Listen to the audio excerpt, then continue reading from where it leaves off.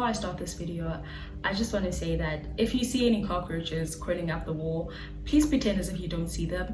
I stay in Gauteng, and because the place is infested, like the whole of Gauteng, the whole province has a roach infestation, and I've been trying to get rid of them using the green packet thingy, and it used to work, but now I feel like every time I sprinkle it around my room, the cockroaches look at me like, you think I'm dumb? You think I'm dumb? Guys,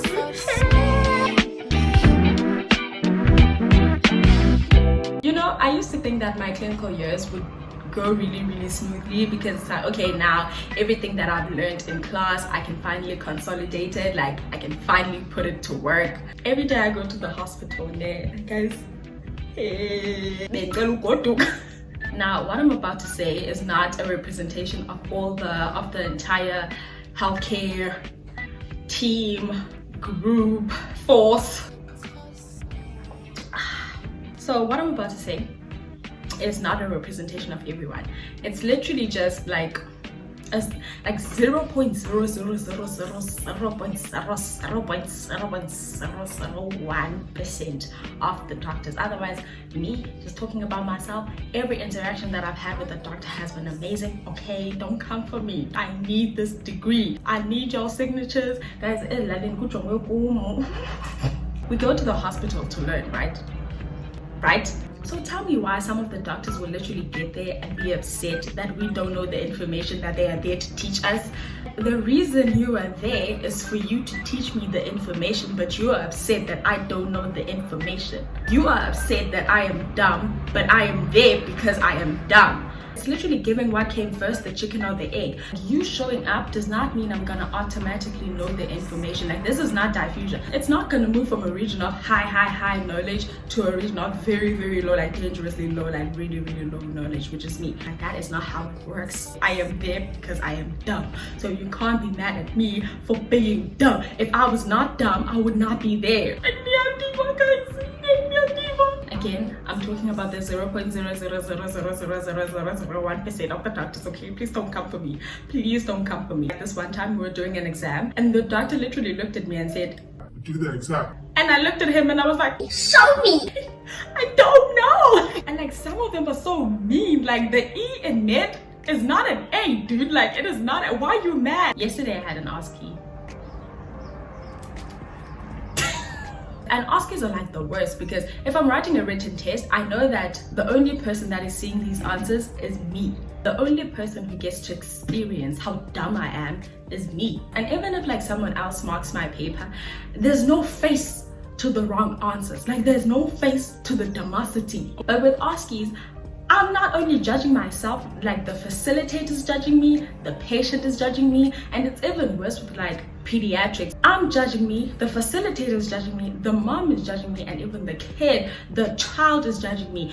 What did I do in my short life to deserve this? Why am I stuck with the special one? I've had plenty of OSCEs in the past. This is another problem that I have with OSCEs. The examiner is usually the person, like sometimes, not all the time, but like the examiner is usually the person who taught you the skill. Because see, I'm gonna talk about this one lecture that I had in Wusune. I'm gonna talk about this one lecture that I had in Wusune. Now we're gonna call her Miss Ma'am. Miss Ma'am used to be a very chilled lecturer. She would only facilitate our morning meetings, but she would also teach us the skills that we needed to know. Like, she was a skills type of teacher, right? In class, she was always cool with us. Like, she would always like smile, giggle, make jokes. She was a very cool person. And you see, the thing with me, I can make friends with the rock. So me and her were always cool. We were always laughing. We were always like exchanging jokes and stuff. So anyway, I'm in first year and I'm doing my first OSCE, and like my first station, I kid you not, my first station was Miss Man. So I walk in there and I'm like, okay, great, I know Miss Girls, so me and her are gonna be cool. Tell me why this girl. So the moment I entered the room, tell me why she started acting as though she just came out of her plastic. She started acting brand new, and I'm like, girl, I know you.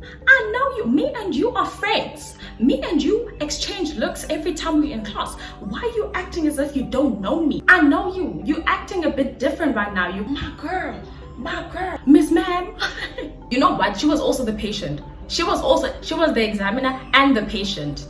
Yesterday I had my OSCE. I've been sick for quite some time now. I would just wake up and I have like nosebleeds or just headache and tremors, and I was feeling weak. It was just a lot, like, and the medication just made things worse. Like, I was having abdominal pain, everything tasted like shit. Like, I swear to God, I felt like I swallowed myself, but from my birthing canal, and everything just tasted like piss. But like, I couldn't even go through everything. And for neuro exam, it's a lot. So I decided not to go through it. I was like, you know what, I might get a 50%. If I do everything else, I'm sure I'll get a 50%. Like, I'm sure I'll get a 50%.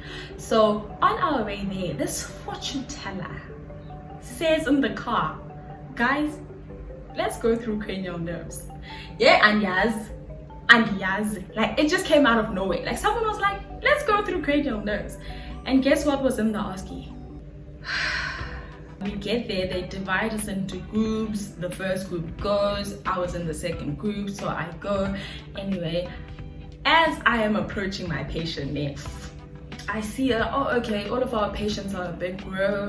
We were dealing with teenagers, so I was like, okay, I know how to talk with children. I'm basically a child myself. So I go there, and then, you know, I do my one step, two. I introduce myself, I explain what I'm about to do, and then I ask for consent. Ne? Easy, ne? So I get there, I'm like, hi, my name is Sikakela Magekana. I'm a fourth-year medical student in tax. I would like to examine your cranial nerves. Can I please get permission?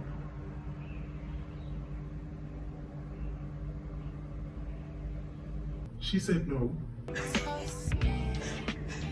For the record, I'm not laughing at my patient, I'm just laughing at the situation. I'm laughing at me. Guys, even the examiner was like, yo, what here? Hi guys. For older people, they can like endure it, but like when you're young and you're sick, you don't want people in your face. Do you get what I mean? And that's the thing with consent. Even if the child consented to the examiner, that does not mean like during the course of the exam she can't say no. She can say no, and I completely empathize with her. I was a sick child. Like, growing up, I was always sick. I was in and out of the hospital. I was born with effed up lungs. Like, congratulations, mom. Like, you can't even make lungs, girl. So like, I completely understand. I completely understand the child saying no, because when I was sick, I hated the doctor even coming to me. Getting admitted to the hospital was the worst thing ever. Like, I used to feel so betrayed. And the thing is, my family would come and visit me with like banana namache, like trying to bribe me, and like, nah, y'all are ops. You guys left me here. Get out of my face. I also had Sam. And anytime we learn about severe acute malnutrition, I'm just always like, oh, memories. Like, I had the fancy kind of Sam, marasmus. So anyway, we got another patient and they were very cooperative. And this is not like me saying the first child was like, they were not cooperative. That child had the right to say no. Anyway, I'm done complaining. Bye bye. So long. We love